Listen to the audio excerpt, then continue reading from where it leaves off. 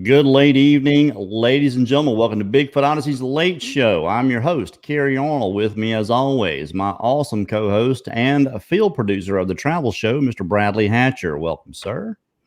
Hey, Kerry, how are you? Man, I was doing all right, but I got over it. It is certainly good to be here. We've Boom. got two great guests with us here tonight. Creator of Crypto Reality. You can find that on Patreon. Mr. Mark Zaskey. He's also they also host a website, cryptoreality.us. Do absolutely incredible field work. Mark and Melanie Zaskey do. And creator of Sawdust Beast, you can find him on YouTube, Mr. Mark Newbil. Thank you, gentlemen, for joining us here tonight. How y'all doing? Doing well. Good, man. Thanks for having me. Hey, look, great to have you. And we're going to talk a little bit about our expedition. We were supposed to have a show last night, and we've got River Morris lined up. He was going to be lined up last night. He's in Australia, and he's an Aborigine. He's a tribal elder, and he had to go and perform some ceremonies yesterday. They're ahead of us. They're in the future. So it was like Saturday at 2:30 in the afternoon is 9 o'clock for us on at 9 p.m. for us at night. So he will be here with us tomorrow night at 9 o'clock p.m. Central, and talking about his experiences with Yowie and how the Aborigines of Australia see and feel and think about this creature on the other side of the planet from us. Very interesting show coming up tomorrow night. But tonight we've come on to talk about our expedition. We're really trying to just drum up buzz for this, and I'm just to be straight up honest with everybody, because it's going to be a major undertaking. We've got a lot involved, a lot of people are involved, a lot of equipment, a lot of money. Not that really matters. It's going to be free to anyone that's going to watch this. You're going to be able to see it right here on Bigfoot Odyssey, all 7 parts, all 18 to 20 hours of it. It's going to be long. It's going to be epic, and hopefully, what we're going after is this creature, and putting ourselves to the hazard. And making this the type of sacrifice that most people don't bring themselves to make. Not that I blame them.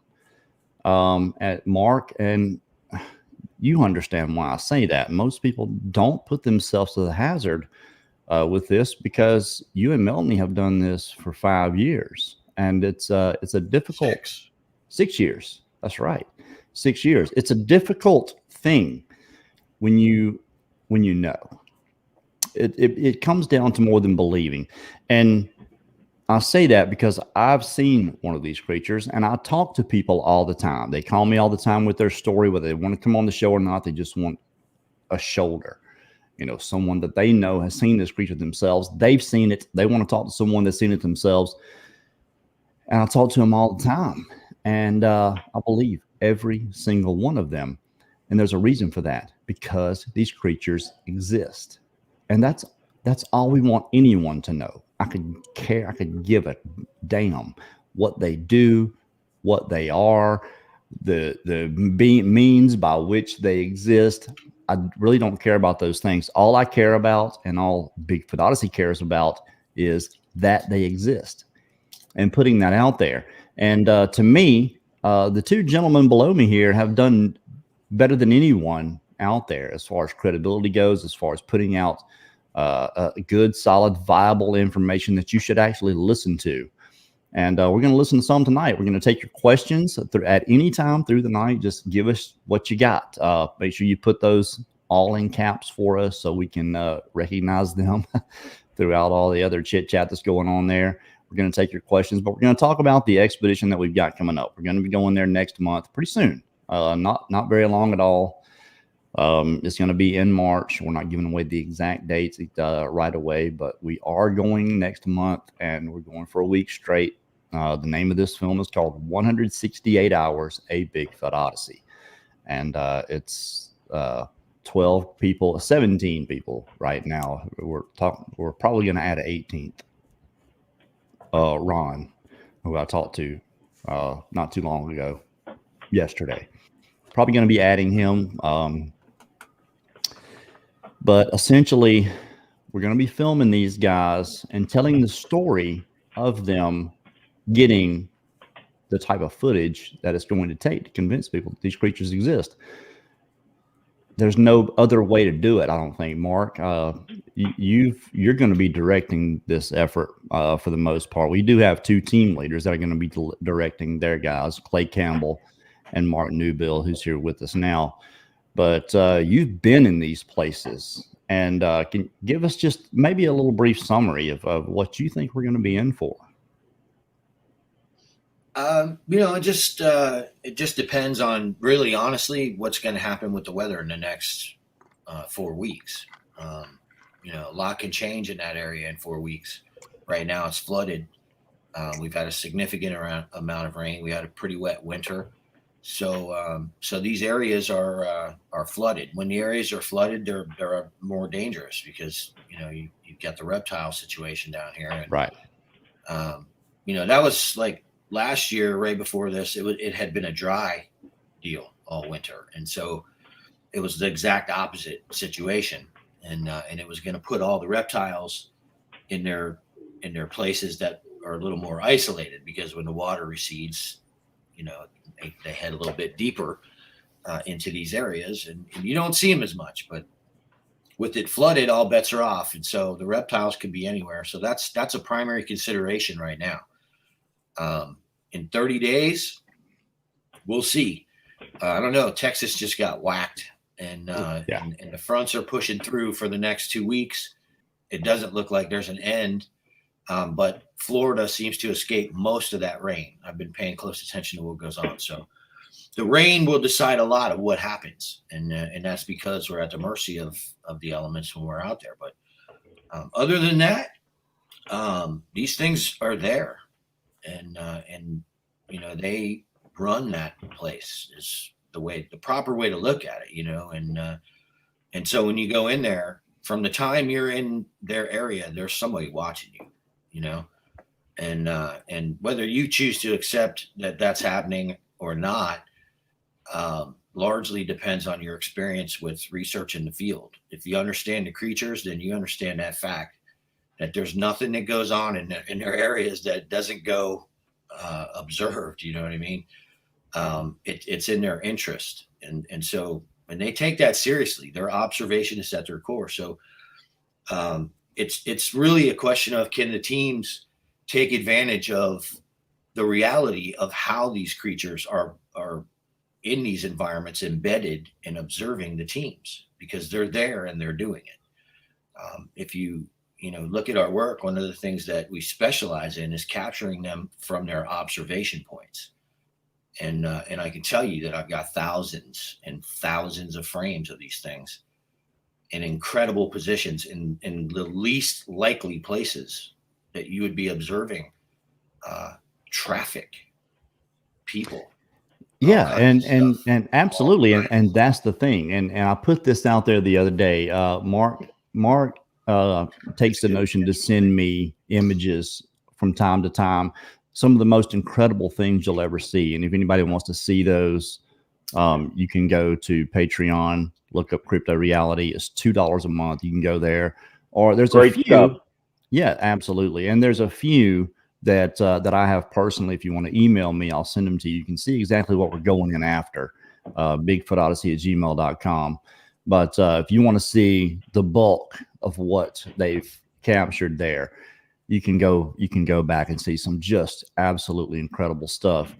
I want to turn to Mark Newbil here for a second and kind of talk about what are you anticipating here, Mark? When we're creating a film when we go down there, essentially, with what Brad and I, our job will be. But you guys are the ones that are going to be putting together the strategies. You're going to be the ones going in there and actually doing the physical work. I mean, we'll be there with you, obviously, but you'll be the ones coming up with what's going on. Oh, have you come up with anything yet, you and Clay together, that you feel that you want to give away here? I know there's a lot of stuff we're not really going to give away at this point, but what are you thinking at this point? Well, I've been fortunate enough to research in 15 different states, and it's the homework that you do before you go into an area. And there is a lot that is involved. You've got to know the animals that are in the area. You lately, in the past week, I've been studying the topographical maps, and I have found some. I look for pinch points, and I have found quite a few pinch points in this area that we can concentrate on to give coordinates for the drone. Now, most of us probably feel like that these critters are curious animals. And this area that we're at, we feel like that probably on a frequent basis, they are coming in and we are their entertainment. The people that come in and camp out. And so it's my job to find the possible corridors that they are using to come into this area. And that is where we want to be able to set up surveillance from the campground. Now, Right. with that said, I think it's important that we emphasize, since many of the people that are coming are not Bigfoot researchers or go There was out a reason. There was a reason for that. Yeah, and I think it's a good reason, and that we don't blow our cover right off the bat. Now, our cover is going to eventually get blown, but the longer that we go without blowing the cover, that we are there because of them, we can use that to our advantage to trick them. Well, and plus we have Mark. I mean, he can pinpoint where we need to go. And I think that'll save, maybe we can trick them a little longer with his knowledge. Right. Well, when we get there, and that's why when we have our meetings, we're going to talk about some of the things we're going to go through and do, but we haven't been there. I've been there. Mark Zaskey's been there. He's researched this area. He pretty well, he's going to know where to direct us, and that's going to help us in real time. That's hard to plan for at this point because we don't know the area. I mean, we can look at topo maps like you do, Mark, Newbil, all day long, and those things obviously can still change. But what you're talking about, I think, is the perfect strategy for us. Mark and Melanie Zaskey know this area well. Mark's been in there a lot by himself, and I know he knows that where we're going is a viable area. I wouldn't go there otherwise. You know, I talked about this the other night. We're not going for something that we believe is out of our reach. You know, chasing something that is out of your reach is foolish. Time is not replaceable. We know these creatures are in there. That's the bottom line. Whether they comply with what we're going to do is remains to be seen. Regardless, you're all going to get the story. You're going to get the histories of the people that are going, credible people, in my mind, average, everyday people, just like all of us, that have devoted their lives and their time to doing this. And with Mark and Melanie Zaskey, they've been in different places, but know a lot about this area in particular. What's different, Mark Zaskey, about this place than any other place you've ever been? Well, first of all, it's got a lot of off limits areas, which is a kind of a giveaway right off the bat. I think so. Within a wildlife area, there's normally maybe one or two areas that are eco-sensitive and they're off limits, but the particular area we're going has quite a few, and they often shut this place. And I've had game cameras stuck in this place for months where you can't get back in because there are some kind of hunt going on inside this park. 4 or 5 months in 2015, the place was closed and my game cameras were stuck in there. We weren't allowed in. No one was allowed in. There was no explanation for why the place was closed. So the place has got stuff going on. There are reports even, I think, from the BFRO that are from there. But really what makes the place different than everything else, I think, is that we have an opportunity to go dozens of miles into the interior of this place. It's not like South Florida has very limited habitat, right? There's a shortage of dry land. Right. But in this particular area, you're in most of it.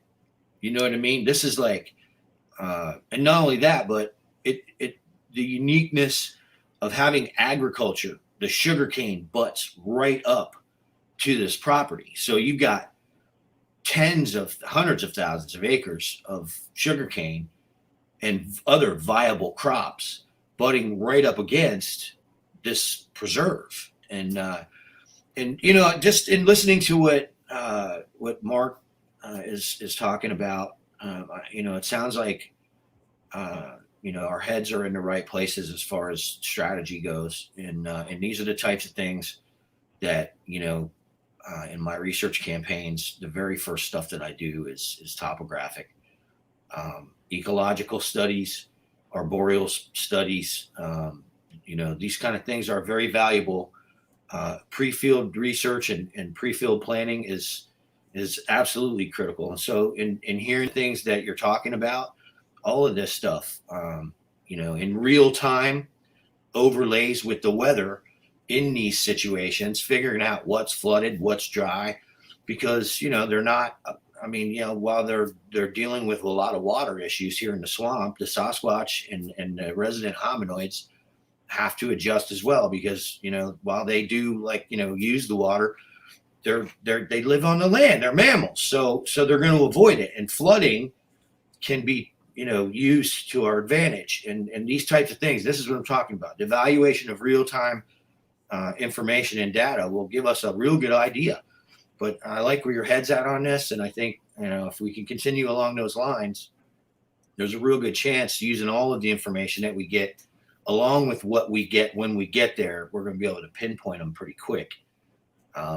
You know, the human activity thing is huge. Melanie and I have documented that till we're blue in the face.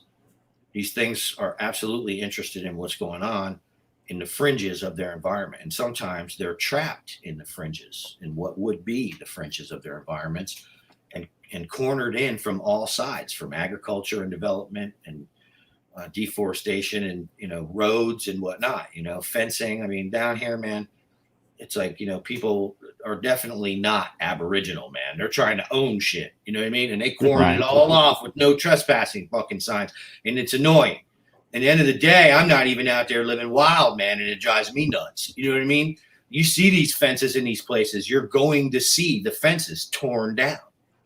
You're going to see the evidence of something huge getting pissed off, tearing these places up, because we try to stop and control and all that shit. And it's real interesting when you get in these places and you start looking at these little signs that seemingly are from weather and from this and from that, and they're unexplainable, but you can see the manipulation that takes hands. You can see the power of something gigantic tearing trees out of the ground out there. The manipulation of the area is one of the things that sets this place apart. If you're used to seeing signatures of the Sasquatch species, you're going to see an abundance of this shit down here in this area. And that's going to be an interesting part of the whole narrative. That one of those things that we just can't plan for, that we're going to have to see exactly what's going on when we get there. And because of the research you guys have done over the years, whatever's happening now, you'll have something we can draw on. And that will help us in real time then. But we still don't know exactly what we're getting ourselves into. You know, as much as we know, we believe we know about these creatures, what we don't know is unlimited. It's just, there's so much we don't know and understand about these creatures, and we can guess, we can give our best guess, and no one that I know of knows can give a better guess, I guess, than you and Melanie can, because of the work you've done in here. So it's going to be a lot of real-time evaluation. When we get there, what are we going to do? This is what's going on now. Okay, this is what you guys need to try. And that's exactly what we're going to do. And just to let everyone know a little bit about the film itself. The film itself is going to be, it's not necessarily a film about Sasquatch. This film is about these people, and you're going to get to know who they are. Every single one of them, you're going to know who they are, what they do normally, their everyday lives. We're going to dig into some of those things, and this is going to be an extremely long film altogether, a 7-part series, a total of at least 2.5 to 3 hours long per part. So you're going to get a lot of information about these people, what they're doing. And I feel that's important because everyone, if we get this epic footage, it would be too easy for someone to say, well, that's BS. They're just trying to pull the wool over our eyes. But if you get to know who these people are, and that's not what they're about, they're just trying to show you the truth and get this information for you, get a good image of one of these creatures moving. That's what we really would like to do. And going into the living room, which is a very ballsy prospect at best. It's a huge sacrifice. And I know, Mark, you've been in these areas. I saw a video you did a while back when you went by yourself, and you could hear this thing. You could hear it walking away. It was just pure power as far as I was concerned. It was cracking limbs, and it was I think it was trying to move away from you.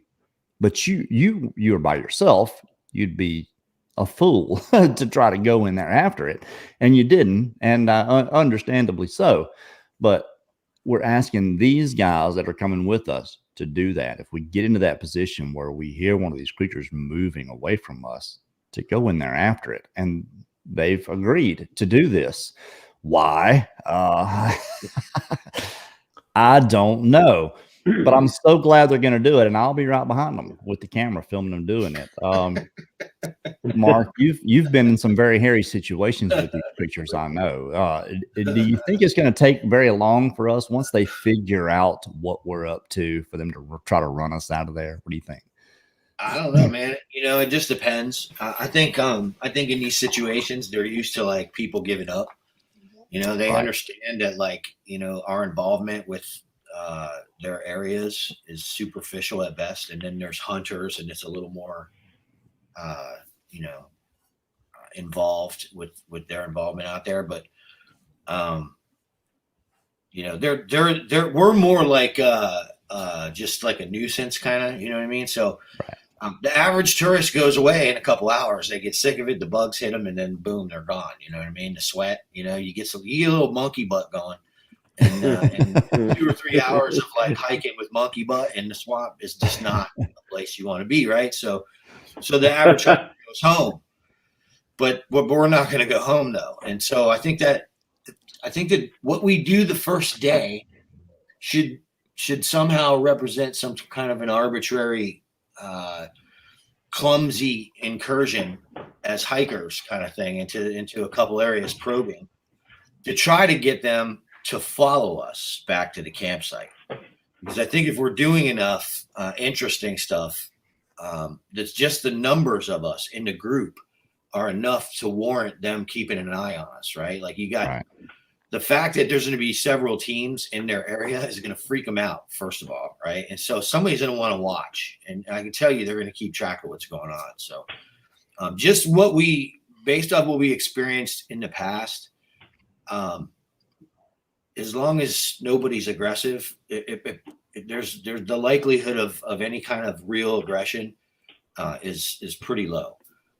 Throwing shit, they just do that. So that's like part of it, right? So if you're in there and you refuse to take 2 or 3 steps back, and you feel that moment coming, you can expect some shit's going to come flying your way, because that's what they do. You know what I mean?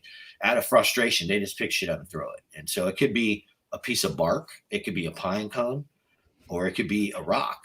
And I can tell you this, in the last 12 months, I've had 4 rocks hit within 10 feet of my head. My wife and I both, right? We've been standing there. If the rock hit us, it would have killed us.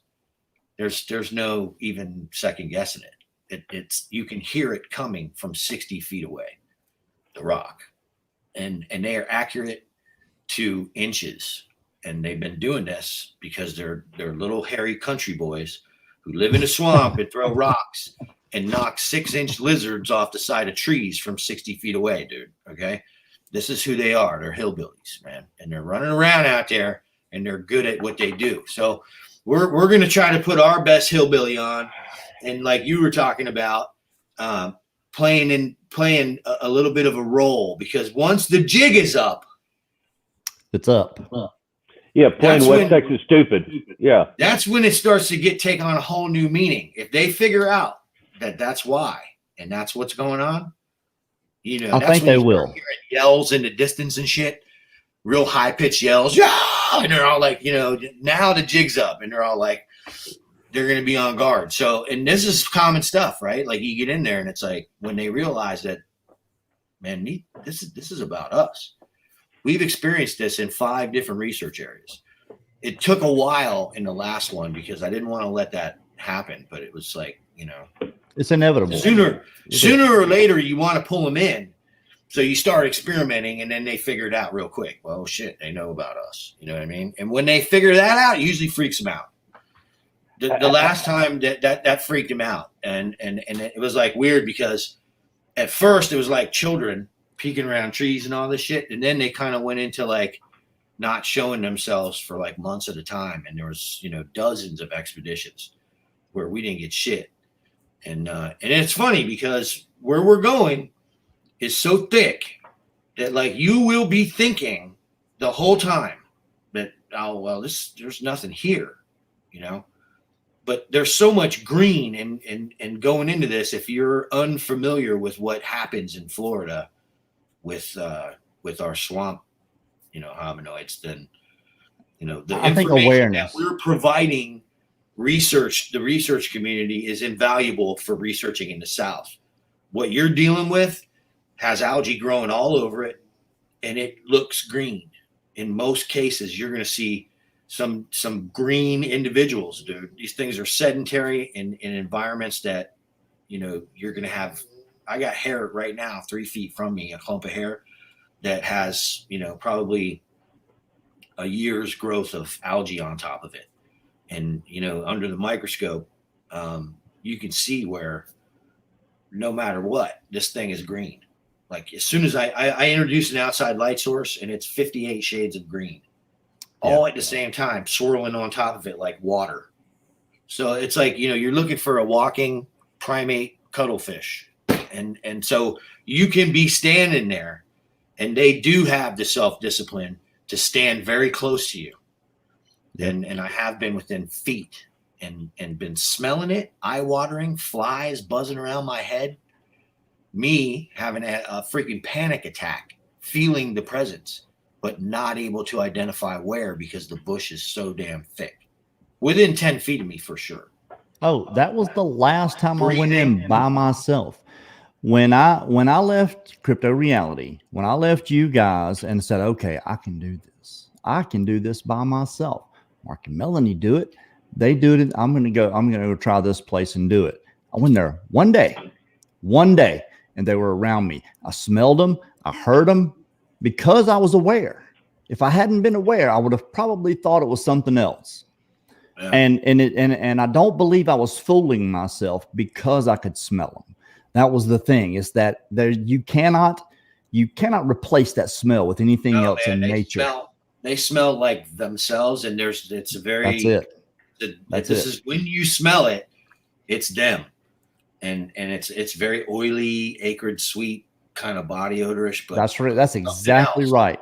There's something else in it that you cannot identify, and it's not human. What it is, it's an animal smell, and it's not hog. It's the zoo, but kind of sweet. That's the best way I can explain. When you said that sweet part, that made a whole lot of sense. And the other part is this, right? Like, here it is, man. They smell that way all over the country. The shit that pisses me off is the misinformation and the disinformation about how they smell. There's an entire campaign propagated by morons who've never smelled a Sasquatch about how they smell like this, and they smell like this, and they smell like this, and they smell like this. I have never smelled any of the shit that any of these people talk about smelling. What I smelled is what you and I, and you know what it is. And it's interesting because I've gone into mountains in North Carolina and had none of it, and arrived at a property from 1,000 miles away from my research area, based on going to that property on what a homeowner says is happening, and put my windows down as I pull in the driveway, and I'm bombarded by the same smell that's in my research area. And I don't even have to research the area at that point because I know they're telling the truth. Yeah. So now my game changes. I don't have to prove that they're telling the truth. I have a head start on my research campaign to help those people. And that's how reliable that scent is. That's it. It's a 2-day-old bar rag and urine. That's what it is. Yeah, it's interesting. And it's something else, man. Yes, it's not. You smell. I like the acorn side of it. Yeah, the acorn side of it. Yeah, like what you said, the sweet acorn or an acorn. It's acrid. To be honest with you, what I've and this is the interesting part, right? Like, they have absolutely no qualms about pulling fecal matter and spreading it on trees and putting like they're playing in it, right? It's just like a part of their life, right? Mm-hmm. And it's also a part, it seems, of marking their territory, because they'll put it on trees and they know we're coming down this trail. One of the things that we do to keep controls in our little experiments is we do the same exact thing every time, and that produces a reliability in us that they can count on for their observational strategies. See, we're producing the same results in their behavior by being predictable. That's right.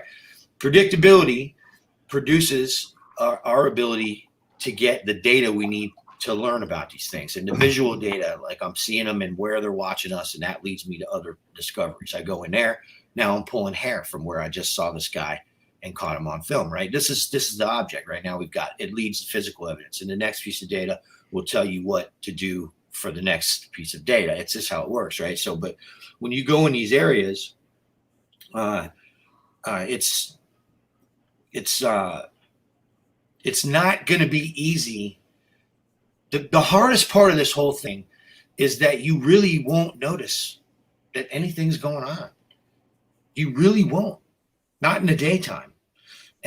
Like, the reason we have going on in our films, what we have going on, is because we engage them. Like, you can go to this place that is the best research area that we've cultivated in 6 years.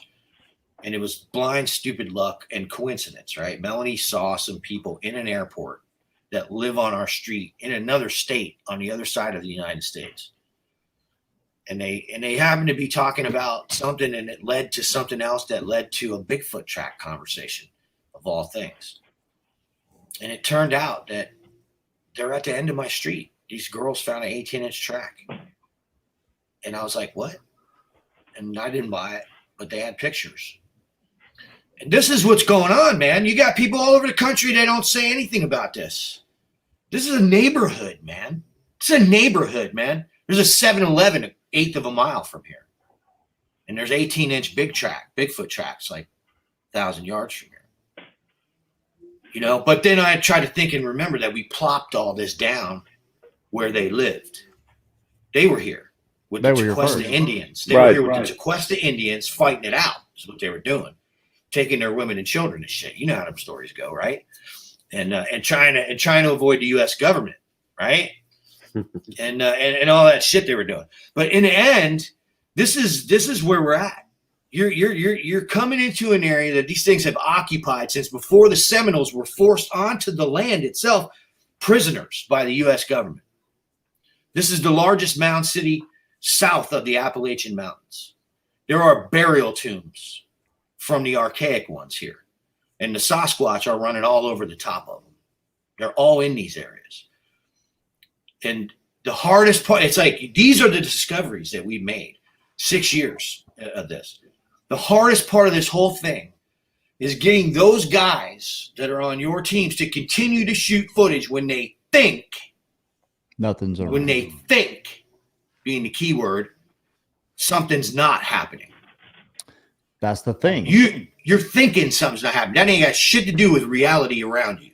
That's in your head. Right. Getting people to reverse the way they've been taught to think is the hardest aspect of this. Because I take people into the footage and into the field with me all the time to shoot footage, and I watch, and they're not interested in shooting footage. There's nothing going on. There's nothing there. There's nothing there. I don't care who it is.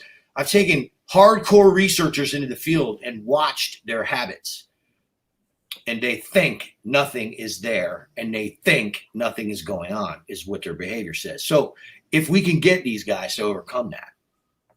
Well, right. Kerry, you told me something. You're going to come out with some footage. Yeah. Kerry told me something, Mark, that you told him about always shooting film or camera always on or something like that. You got some echo going on there, Brad. I heard it. Yeah, always be filming. I mean, the expedition, he's got so many cameras coming, and there's so many people. With 19 people, we should – the logistics of the amount of footage and storing the data alone, I don't even want that headache. Well, that's my headache. That's my headache. You guys are handling the other part of this. But what you're talking about, what these guys that are doing this should not expect is anything big. Don't expect anything big when you first go in. Here's the thing, though. We go in, we don't expect anything big. But if we pay attention and we can manage our own subjectivity, right, and our own ridiculous skepticism that has nothing to do with science, we have to be objective and follow up, right? If you are objective and you follow up, you can create situations out there between you and them. When you bust them, bust a Sasquatch, it gets up and leaves. It doesn't jump through a portal, guys. Got news for you. Never seen that. It's going to get up and affect the environment around it, like matter, and you're going to hear it, and you're going to catch it on film. That's why I say paying attention is the key. Following up is the key. Oh, it was just a squirrel isn't going to cut it, right? Because you're not going to force a situation. There could be a 900-pound primate in the bushes. It doesn't sound like that. Exactly my point. Exactly my point. They're like giant trapdoor spiders. They'll dig a hole and cover themselves with brush, and you'll walk right past them. There's a 900-pound primate laying in a hole. I know it sounds like it's ridiculous, but we're on planet Earth, man. It's the only thing that makes any sense. These things have been around for this is well known, right? It's just like society's been programmed to think that it was possible. You know what I mean? Well, to me, it makes perfect sense. Man. These things are there. They're watching your ass, you know? Well, think about this. If it were any other way, like most people believe, if this creature exists, we should be running into it in the woods. Why aren't we finding their bodies? Why aren't we seeing them and all these people in the woods with all these cameras? It's because of what they do, not because of it's not our limitations. We can push ourselves to the limits of our abilities and still not come close to what these things do. They embed themselves in the environment. They're not up walking around through the woods. It's just not happening. And as far as running into their bodies, these sentient, self-aware creatures are not going to leave one of their dead around for us to find. They're predisposed to hiding. That's the whole key. They hide their footprints. Why would they leave one of their dead around for us to figure out that they're there? It's just not going to happen. So they obviously, because they exist, there are these answers to these questions. And the answer is they do embed themselves in. And when you get that smell, it's not going to be like you're just there right upon you, unless you're right upon them. It's going to be a whiff. You're going to smell it, and you're going to be like, oh, wait, there's something probably pretty close by. Oh, Wes Germer's trying to call me right now. It's like, oh, shit, pardon the pun. But we're going to start taking some questions from the chat here. And Michelle HD puts this one out here, and it says, are you going to do any type of meditation or prayer beforehand to get your energies up, positive vibrations? Also, you're going to try to play any special hurts. Now, I'll say this. I do believe firmly that our frame of mind and our mindset will have a lot to do with what we capture here. To be positive that we're going into a situation where these creatures are, whether we detect them with our eyes, ears, nose immediately or not, they're still there. They're definitely there watching us. And as long as we know that, and we know in our minds that we can do this, this is attainable. It's not outside the realm of possibility for us to do that. Prayer, I would suggest that for anyone that believes that way, and a lot of us do, that prayer is going to help us in understanding. I don't think that we can pray for a picture of Sasquatch and get one. I don't think it's going to work that way. But for us to calm ourselves and be calm in a situation where these creatures that we know that they're around us and are able to go into these places at 1 o'clock in the morning when it's pitch black and you hear something in there and you're standing on the edge of this deep, dark place, we're asking these people to go in, not to stay on trail, to go into their living room. That's what we're asking them to do, because I believe that that's what it's going to take to do this. So in a sense, Michelle, yes, we will be doing those things, but we're all going to be on the same page no matter what. No matter, and they're going to be a plethora of beliefs and disbeliefs. And some of the people that are going, some of these people have things to prove to themselves. Some of these people are just in it to help out. And we appreciate all of them that are doing this. This film, which what you guys are going to see is everything we capture and who is doing it. That is the key to all of it. So we're starting to take a few more questions. Make sure you put those all in caps for us. It makes them a lot easier for me to pick up. Let's see. Sharon Guy. Mark, how many do you think are in this area?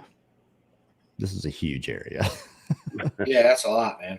I don't know. I just know that they're there, and they've been there for a long time, and they've been also moved and pushed into that area because the development has gone. It's the agricultural center of the state. So in looking at, what's been going on for 100 years, I assume they've been driven into these areas, just, from development. Agriculture is what this particular part of the state is about, cattle ranching and agriculture.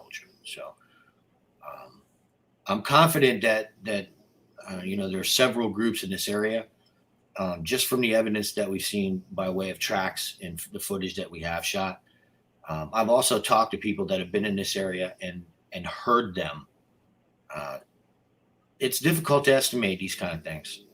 So, I don't know. It is. I would say that, in our particular research area of Research Area 5, the typical group that we've documented between the younger ones and what appear to be older ones, that their faces and their features appear to be worn and elderly.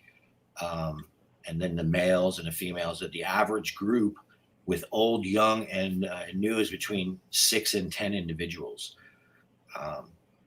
We've documented this a couple of different times where we've gone into a different area and managed to catch young ones, and then what looks like hominoids with softer facial features, at the risk of sounding what you would call a female, whatever, but I figured that was a female. Yeah. And then these, big masculine looking, huge, scary monsters, they're, who knows the exact number, but I can tell you this for sure. It's a hell of a lot more than people realize. The nature of how they live and how they have to exist just so that they can acquire the amounts of protein that they have to continue on a daily basis, with the hogs, the deer, and all the stuff, pressure from hunters, and they've got to remain silent. It's not about you. It's about eating. Eating is mean, is what it's about. So, but well, I know don't think anybody could give us a good. You and Melanie have hundreds. You've got hundreds of different individuals, what appear to be different. Now, some of them you can tell are the same individual. You even catch them in the same place every time you go in. But you've got so many, but I'm not just talking about in different places. I'm talking about in this place in particular. So I don't know that I would say that, like, I think that we've documented about 35 different individuals in the state of Florida is what I'm going to say. I'm going to say that we've done that. Like, and that's probably got to be more than that, man. It's got to be more than that. But I look at my footage and I say, okay, well, I know this dude. I've seen this guy like 40 times. Right. He's in the same 300-yard stretch where I catch him and most of the time he's in the same spot because he hangs out right where the apples land. I mean, that's what we do. You know, we're about building this thing until somebody starts yelling and asking for one. You know what I mean? I think somebody's going to do it eventually. You know? I think you're being conservative. I really do. It's possible, but I did tell the Board of Environmental Planning here in Palm Beach County that it was between 20 and 35 individuals because I took it to them. I know you did. When I knew the truth, that's a whole other story. Well, yeah, when I knew the truth, had the data, had the hair, had the scat, the DNA, all of it, I took it all to him. Said, "Here's your shit. Do your job." You know. Well, here's a question, and I want to address this. What do y'all think about a cover-up? Don't care. Do not care if anyone's trying to cover it up. I don't either. Doesn't matter. All that really matters, especially as this film is concerned, is that people understand that this is real. This is not some fallacy. This is not people out there trying to pull the wool over someone's eyes. These are people, a lot of going with us, that have seen this creature. Whether it be a glimpse or a minute of watching one of these things. That's all we care about, is creating something that people are going to look at and say, wow, I really need to look deeper into this. That's really all this is about. Whether it's being covered up or not makes absolutely no difference to any of us here. It's a shame that that's probably true. That there's some, I wouldn't say it's the government. The government's crappy at everything. That is probably some special interest group spearheading this, keeping this under wraps. It's almost obvious that there's something going on there, but we can't pay attention to it. What good does it do us to pay any attention to whether someone's covering this up or not? None. It helps us none. Zero. All we can do is what we can do. Find a viable area, send people in there to try to capture this thing on video moving. That's our best bet. And then the story of this happening. And that's what you guys are absolutely going to get. But not a bad question, Quick Witty. Really glad you asked that. Kirk. Talked to Kirk on the phone today, actually. Have you ever tried to bait them in? Like taking some goats and tie them to a tree, leave camera on it? You guys bait them up, Mark, but you don't use goats, do you? No, we don't use goats. That kind of stuff gets you in trouble, man. Especially like, when you're filming. You know what I'm saying? Yeah. And it's like you have all these, like, you get into this and you're like, all right, man, let me think of this stuff. And then you realize real quick that, like, the logistics of complicated field plans are like, it's just ridiculous. So you come up with something simple like apples, you know what I mean? Or I think maybe Carrie and I might have even done like a ham a couple times or something. We did a ham one time. Did we do a roast or a turkey or something? What was that? It was a ham. We hung a ham in a tree and put a camera on it for 6 hours while we went off and did something else. And when we came back, there was a hair stuck to it. We put two hairs we pulled off. We went off to find the females. Remember that, okay? Because they weren't listening. In the research area with all the hominoids, they ran off and disappeared by themselves. I was so upset that day. Yeah, no, I'll never forget that. What did I call them? I called them Ponce de Leon and Magellan. That's what I called them. Yeah, I was like, dude. And here we are screaming and there's no answer. Right. And we're in the area where, like, people have gone missing. 900 pounders. can just grab you. It's like right there, all around you, jumping in the water, and like we're hearing them everywhere, and they're talking, and like the girls are like, "Oh yeah, let's take a walk." Melanie and Linda are off in the woods by themselves doing their thing, and me and Mark are yelling for them, and we're thinking the absolute worst. We've got this ham hanging up with a camera all pointed to it, and by the time we got to it, there were 2 hairs stuck to that, and I think you probably still have those. That's the DNA. That's where we pulled the DNA. That's where I saw him. He was 10 feet from the trap, from the DNA trap. The lid was off, his fingers. So I still got the whole thing, So I mean, that ham was hanging within 10 feet of where he was eating. Reason we hung it there. Yeah. And then we found the girls, and they're all like, "What?"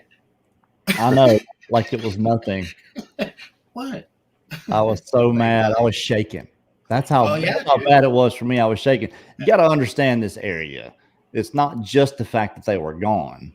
It's that I saw what Mark and Melanie had gotten out of this place at that point, the last 2.5, 3 years. And I'm Mark, I'm like, what the hell are we going to do? I'm sitting here freaking out. And Mark's like, dude, it's going to be okay. Of course, he's freaking out too, trying to keep me from freaking out. Yeah. And then we see them 150, 200 yards away, coming out on the edge, and they're just coming out of the bushes. Yeah, doing their thing. Got their what are you doing? It was fun.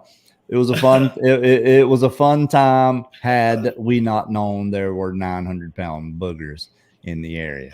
Well, it was like, what was it? How long was it before you had the headphones on and you were in there listening to them? I mean, I don't know. No, we had already done that. It might have been the next day. No, we had already done that. That was the first time. You knew full well what was going on. For sure. That was the first time we had gone in. That was the thing I wanted to mention too. Okay, so while those areas have been removed from play because of my interactions with local government for research, those areas are done for research now. Yeah. They've come in after my visit. They changed the entire ecosystem. They came in and eco-engineered the entire research area so that you cannot research without being filmed. They have the entire research area camera trapped now, where I went to the board and showed them evidence and argued with them with ignorance and really obstinance, because these people know full well what's going on. They've been managing the area they live in, right? These Sasquatch live in this area, and these guys are the stewards. Literally, I had a room, I got a room with the guys that take care of this environment that they live in. They know. And after I left, within 12 months, they literally came in with bulldozers, straightened out the trail so that they can see anybody that's in this place and put cameras all through it. You walk through it now, you get stopped by the FWC, who comes immediately when his phone is texted with a picture of you on the trail. So they've taken care of researching in that area, and they're trying to get rid of people from knowing that the Sasquatch are in this area. This is the part. Fortunately, they're not just in that area. Yeah, well, that was what I was going to say. We have an ace in the hole. If worse comes to worse, and I think that what we may do, Kerry, is we may pull a couple guys from each team, and then I'm going to take them into a separate area with somebody, whether it's you or somebody, to where I've been having these thermal encounters and where I saw the gray Sasquatch. Hey, Jill. Only nighttime stuff where we can actually literally, where Scott and I saw the craft flying around over top of our research area. Like, Chill. Yes. And so that's the ace in the hole. I really want to do that where we have the spot, and then we have a separate research campaign going as an ace in the hole. And then what I can do is as the nights go on, there's a possibility where we can maybe take a person here and there with us on expedition from the other crews into this other area too. So as a little bit of a kind of a, like I said, like an ace in a hole. Well, I already let everybody know that you were at least going to take me in there to fly the drone. That whether and we were going to decide that we were going to leave it up to the group members if they wanted to go in, because I wouldn't ask anyone to go in there at night. Where we're going is bad enough, but that place, that's something else in there. That's something I don't know what that is, but what you've experienced, what you and I have found in there together in just one day, is enough to make me say no. That we'll fly the drone, and we'll tell these guys what we believe is in there. Tell them what you have seen in there personally, and let them decide for themselves. That's going to be a real time type of issue. We got to figure out who the slowest person is, though, that's going in there. More than one. No one's going by themselves anywhere. I know that. Yeah, man. I'll tell you what, boy. Yeah, there's what I feel about it is that there's a real good chance that with the technology you guys have, the areas that we've cultivated and what we know about these spots is we have a really good chance with these flying thermal cameras to get some really interesting footage of somebody on the ground that's not supposed to be there. I really think that we're gonna end up seeing this, and I think that that the other backup spot is going to be a critical part of that. I have a lot of confidence in that area. I've had more experiences and seen more of these things firsthand with my own two eyes in this area, and also had more people with me in this particular area than any other area. I got more witnesses to back up everything I say in this area. So it's really like it's the primary. You know what I mean?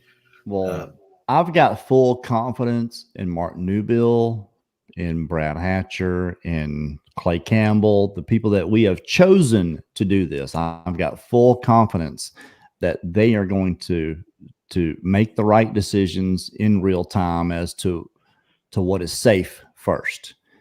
We have to be safe first, even though we've got 3 medics that are coming. We got 2 full med packs coming. And I don't anticipate anything really bad happening, but we're going to be prepared for it no matter what. But I have full confidence in Mark Newbil that they're going to make the right choice in how they're going to approach this place. Like I said, Mark, you're only going to be there for a few days. These guys are going to be there for a full week. And I'm only filming it. I'm not deciding what these guys are doing. The only decisions I'll be making are specific shots and shot angles, and in telling the story itself. It's all up to them, and I've got full confidence that they're going to make the right decisions based upon the information that Mark Zaskey provides. And it's going to be a lot of work. It's a logistical nightmare already. Although we are prepared for it. There's almost 600 people watching, by the way, just FYI for everyone else. Yeah. So, hey, listen, man, I can promise you this. I can tell you this right now. I'm going to put you in close proximity. We know what you do then is in your hands, man. You know what I mean? Every day, I get a little more nervous about it every day. Yeah, you're going to be there with these things are there. So, one way or another, you're having an opportunity. Well, and there's a lot of people that question what we're doing and why we're doing this. And make no mistake, there's nothing that I like about this at all. Not one thing. I really don't want to do this. I've been saying this for 2 years, that I do not really want to go and do this. But no one else is doing it. No one else is doing this. Is putting together the type of group that is going to go in, not just down the trail and tree knock and scream and all that good stuff, but go into their living room where we know they are and try to catch these creatures on film. Have a thermal drone doing recon, maybe finding one and getting people into position to where someone does go in and we can catch them coming out or coming toward us or whatever. Doing this, I don't want to do it. And I definitely will only do it this one time. This is it for me. This is my shot in making a film like this. We'll go back to making our interviews that Linda and I travel sometimes, Brad travel to do. We're going to continue doing that. But this type of film, it's a one-time shot for me. This is my shot at it. And there's a reason I put these guys together to do it, is because I believe they can do it. And we're going to bring you something you've never seen before. Plain and simple.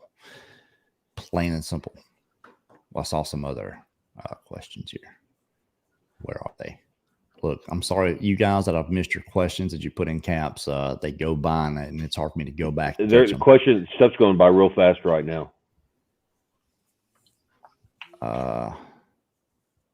You guys see something? I'm scrolling up. Hold on. Here's something in caps. Here's Quick Witty again. Is any of the team members Native American? You might have better luck. I'm not sure that means anything. Quick Witty.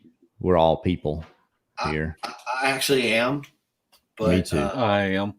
And not only that, but also our family's DNA tested out was 69% Neanderthal, more Neanderthal DNA markers than any other DNA they ever tested. That makes sense. So you look like a damn caveman. As well. That makes sense. You do look like a caveman quite a bit. So. They're like, send us more DNA. Larry M. If they see Mark Zaskey, will they know why you're there? That's a pretty damn good question. In the one research area, yes, but in the other one, no. In the one where the groups are going to be and the entire film is going to be shot, no, because I haven't developed any kind of a long-term research campaign in that area. Yeah, those others know why you guys are there because you're there all the time. You bring 5 pounds of apples when you go. Yeah, they threw rocks at me when I try to leave without leaving apples. Like if I forget apples, they'll throw rocks. You know what I mean? Sometimes we withhold the apples to try to get them to do something while we're filming. But they see us. They're smart, man. They're smart. This is a pretty specific question, but you might be able to piggyback on it. Mark, how often do Sasquatch go rogue from their groups? You may not know exactly that, but do you feel like that's a distinct possibility? Yeah, I definitely do, man. I took a report once from a guy in the Pacific Northwest. I can't remember his name, but he contacted me talking about how there was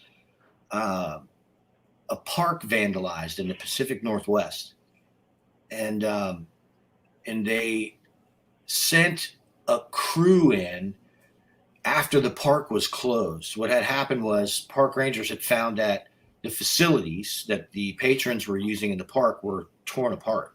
Signs were ripped down. There was like severe vandalism, and it was above and beyond what any kind of like humans would be able to do. Like huge things were snapped in half and broken and all this. So they got a special crew to go in. One of them was a tracker who tracked a Sasquatch. The biologist that was involved with this particular incident was the one that was given the sworn affidavit. And this lady said that they were going to close the park, have the military come in and deal with it, and they were going to close it on these dates. And we went back and actually confirmed it. The park was closed on those dates, and then it was reopened, and there were no more incidents. So I look at it, and one of the things that the biologist was saying was that their theory on what happened was that it was a sick Sasquatch. It was either an old one or a sick one, and that something was wrong with this particular individual, and that it was fully understood that they lived there up the mountain, and that in certain circles that these people are like used to this. There are response teams. So I think that the reports that we get from individuals subsequently with their involvement in these things, where they come forward, it's all anecdotal. And we look at all these things and we say, what do we do with this anecdote? Well, the veracity of anecdotal evidence where Sasquatch is concerned has been, a huge topic for the media. And really, it's how the narrative is controlled. Right. And so one of the things that we do is we don't play into that shit. Sasquatch is real. Take it or fucking leave it. That's how we view it. Period. And that's how I roll. It's never a debate. I don't discuss skepticism with morons, and I don't go through it with sleepwalkers. It'll never be a debate here. Yeah, there's no debate. You know that firsthand on my site. You've seen it. You know what I mean? There's no debate. I'm the researcher. I'll tell you what's going on in my work. You know what I'm saying? Well, so in the end, I look at it and it's like, you know, you go through all this stuff yourself and then let the opinions of the ignorant and people who weren't there try to trump the truth of what's going on in the data that's plainly visible, right? You look at all this stuff. We're in a situation here that as a matter of principle is the most important thing that ever happened to me in my life. Okay. What I saw would overturn the boundaries of what 99% of this planet thinks about the world they live in. When you see a giant hominoid and that they're real, the lies become very evident. And the bullshit, right? Like, here's this giant thing. And it's right here on this trail where literally there's a bike race next week. And we're sitting here having these discussions, right? And so, like, I look at it and, like, you say, I'm going to go in there and wants to do it. You know what I mean? For us, until hominology becomes a biological science, we're not done. Archaeologists are the ones with the opinions that everyone's listening to, that hominoids went extinct. Hominoids did not go extinct. First of all, you stare at one every day in the mirror, okay? You're a fucking hominoid. That's what you are. In the end, they've existed and coexisted with us for many, many, many thousands of years, and they still do. Archaeologists deal with dead stuff. So, of course, anything they had to say about bones is the shit went extinct. That's their entire philosophy. It went extinct. Just tattoo that shit on their forehead. But biologists, we got to get the biologists on our side. That's what needs to happen. And so when we deal with this subject and we talk about conspiracy and we talk about physical evidence and all that stuff, let me tell you something. I'm just an average guy with average intelligence, right? I work hard. That's why I excel at what I do. If you think for 1 second that these people with 8 years of college walk up on an 18-inch track and don't know that it's real, you need to reevaluate yourself in the mirror. And that's all I had to say about, like, this whole thing. They know. Where we're going to go in there, like, everybody wants to play stupid about this in the academic community, especially. Well, they almost have to. We don't tolerate they almost have to at this point, and that's a discussion for another day. What we're going to do, we're going to get into one more question here, and this breaches actually another part of this, and we get done with this, and we're going to call it a night. But I want to look at this one from Diane. She says, "Why do you have?" I'm going to say, to prove this to anyone, don't you think you're endangering them by doing this? And I want to say this before anyone else says anything. There's not a thing we can do with a video camera and a group of people that is going to prove a single thing. Not one. It is the digital age. There's nothing we can do that's going to prove anything. The point of this is to convince people that these creatures are actually out there and to push them to look more deeply into this themselves. Proof obviously is in the pudding. The pudding is in the woods, and that's what we're going after, but we can't prove it with the tools that we have. There's just no possible way. And it doesn't matter how connected we are. It doesn't matter what we know. All that matters is that we can say enough and show enough to convince more people that these creatures actually do exist. And as far as endangering them, I just firmly believe that they've got so much over us in every single way. We are so limited in our capacity as far as these creatures are concerned in their environment, that there's not one thing we can do to endanger them. They are just going to do what they've continued to do for the past 300 or 400 years, I'd say, since guns came along, and just stay away from us. So yes and no. Yes, no, we can't prove anything, and no, I don't think we're going to endanger them in any real sense. Even if we get epic footage and people try to go out there and find them, they're just going to stay away as much as possible.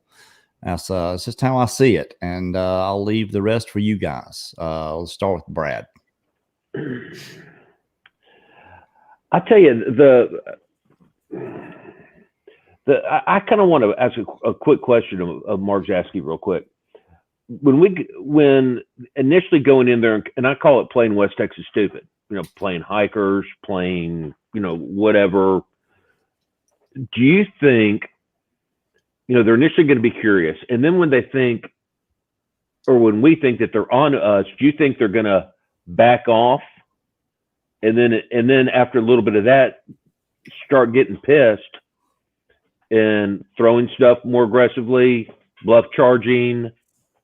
What do you see the sequence since you kind of know these cast of characters? It seems to me that there's quite a bit of irritant being brought, right? We got drones, we got all these people, we got all this stuff. So, I would expect that there's only two things that can happen. They're either going to retreat or they're going to stand their ground. And that's, if we can create that situation, we have to pay attention to do that, man.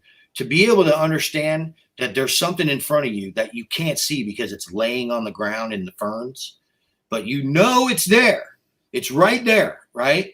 How are we going to get people around this thing, right? Like, because this is the kind of shit that I'm talking about. Like, Kerry, you brought up a situation where I was alone by myself and you can hear the Sasquatch stomping off. It's a Bigfoot hidden reality. I'll never forget it. But what people don't know is that day I was driving that creature towards my wife who had a camera waiting. That's right. She was coming the other way. That's right. Yeah. And in the end, the creature it was like it knew she was up there. And so, and over and over and over again, they'll do this. They will consistently surprise you in the right turn, in the right spot that they're at, in the right this, that, the right time of day. The sun's in your eyes. You're going to be in these situations where, there's going to be somebody there. Can you identify that? Now, to address what you're talking about, it will be very easy for you to identify if there's a male around, because the males have an attitude that's more akin to me. Mm-hmm. They're not about taking shit off nobody. And when I tell you that they will stand up and literally walk out and to a hunter who's armed and fucking threaten them, you're sitting right next to one. So, and you look at the situation, the males are not to be trifled with. These are the ones that do all the killing. They are the ones that hunters report jumping 20 feet out of a tree line, landing on a hog and smashing it on the ground and then throwing it over their shoulders, looking over at the hunter and walking off. You know what I mean? These guys are nothing to be trifled with. So if they're around, then it's a completely different set of rules. It's, when is it time to leave is what we're focused on. Mm-hmm. And then they're going to let you know when it's time to leave. And then involuntarily, your body will tell you what to do, is what happens. You will be put in situations where when it's time to leave, your body will tell you. And for that, every individual is different. Me, I stood my ground on my last encounter, and I ended up, the nerves were so bad at the end of it, I threw up everywhere. I was throwing up. I was dry heaving after I threw up. It was the most intense experience I've ever had, next to being attacked by a fucking bull shark. In the end of the day, you will, if we can produce these situations that Melanie and I have been able to set up, be a part of, and orchestrate. When you are put in these situations, you will learn a great deal about yourself, but it's different for everybody. I took a guy in the field and I had one stand up behind a tree within 20 feet of us and jump as it was running. It was like jumping away from us. That guy never went into bushes again. It was enough for him. You know what I mean? Mm-hmm. Well, at least I know that's what he says. I don't go into woods anymore. It was enough for me. Look, I went down there with Mark and Melanie. I tried to do it myself, and that was enough for me. I can't. It takes a certain type of person to do this. I'm not that guy. I'm not a small person. I'm a big dude. I am, but that doesn't mean anything to these things.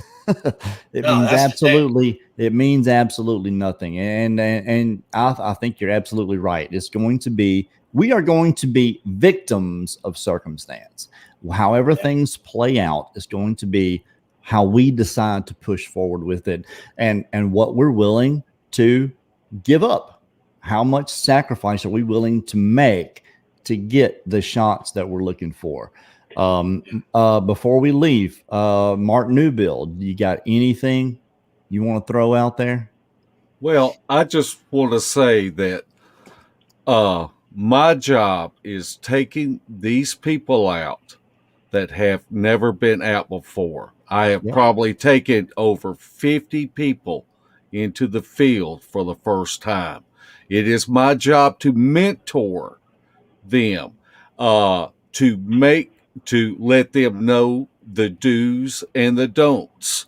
I know one time I almost had to tackle a guy twice my size because you don't turn your back and you don't run. Prey runs, and you do not want to be prey out there in that field.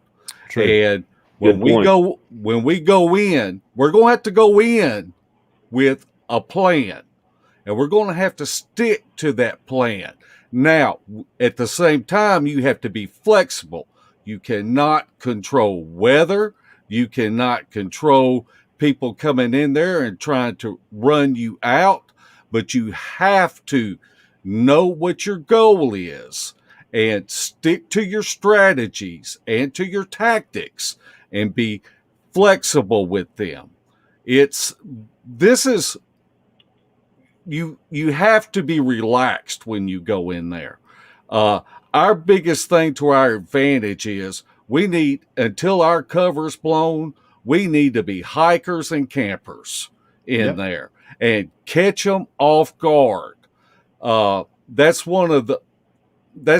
our biggest thing. If we go in there on day one in the first 30 minutes and we start knocking on trees and call blasting and making calls, our cover is blown. I keep seeing where someone in chat was asking if any of us knew how to call them. I know how to call them. I have been taught by two different people that grew up around them and learned these calls. And I'm going to tell you, when me and my team go out in the field and we hike 2 miles in the wilderness, we don't go out there and then just start making calls. Your cover is blown right then. And I'm going to tell you, if you're 2 miles away from the truck, it ain't no running for the trucks in the middle of the night. You better act like you're campers or you're hikers out there.